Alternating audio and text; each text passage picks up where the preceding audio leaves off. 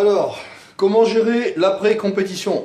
Donc vous avez été pour la plupart d'entre vous 3 mois, voire 4 mois au régime, donc avec un rythme alimentaire très structuré. Et j'ai encore les lunettes, moi j'ai l'impression que le soleil est aussi dans l'appartement. Enfin bref. Donc voilà, vous êtes 3 ou 4 mois au régime, donc avec une alimentation très structurée, ce qui vous permet justement de perdre vos graisses et de vous mettre en forme. Vous constatez aussi pendant que cette période de régime, vous vous sentez mieux physiquement, vous avez même moins de problèmes intérieurs et extérieurs, même psychologiquement, parce que justement c'est la bonne alimentation qui fait, et le bon équilibre qui fait que vous êtes en forme. Donc ne perdez pas ce rythme-là, c'est surtout ça qui est difficile à voir lorsqu'on attaque une diète. Les 3 premières semaines sont difficiles parce qu'on doit se restructurer l'alimentation, reprendre des habitudes alimentaires à des heures, on va dire pas des heures bien précises parce que, enfin moi je fonctionne pas comme ça, mais je mange autant de repas dans la journée, j'essaie de les décaler, de les espacer entre 2h30 et 3h, sauf pour les collations. Donc lorsque vous finissez une compétition, certes vous avez souvent une perte hydrique, donc il faut reboire, manger beaucoup de légumes juste après la compétition, boire beaucoup d'eau avec beaucoup de minéraux pour recharger les batteries en eau.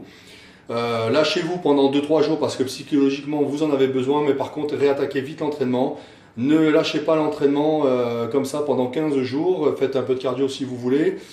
Continuez à prendre un peu les brûleurs de graisse si vous en avez pris pendant la préparation pour justement descendre progressivement, pour pas perturber le corps, parce que d'un seul coup vous allez manger beaucoup plus de calories, vous allez manger beaucoup plus de graisse, beaucoup plus de sucre, ce qui va perturber votre métabolisme et surtout vous allez être fatigué, vous êtes en phase de digestion, votre glycémie va être perturbée.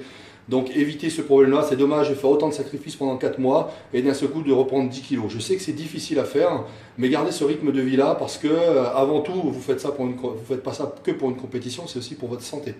Donc si vous mangez bien, forcément vous êtes bien. On dit toujours on ressemble à ce que l'on mange. Donc continuez à manger sainement, remontez un peu plus les calories, remontez un peu plus les hydrates de carbone pour avoir un peu plus d'énergie évidemment parce qu'à la fin on est fatigué.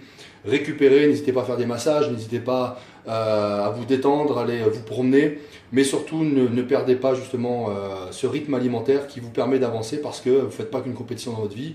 Et la première compétition dans votre vie, c'est votre santé, c'est pas forcément une compétition de sport. Voilà, donc moi je vous conseille de continuer à avoir minimum 5 repas par jour, 3 repas principaux, 2 collations. Donc ça vous aidera à garder la forme et c'est quand même beaucoup plus agréable d'avoir une bonne forme que d'avoir un ventre comme ça et une tête comme ça. Voilà, donc à bientôt, n'hésitez pas à me poser des questions si vous voulez en savoir plus sur l'après-compétition, même sur les compléments à prendre après la compétition. Voilà, à bientôt, ciao ciao, merci de me suivre et je vous embrasse, bonne journée.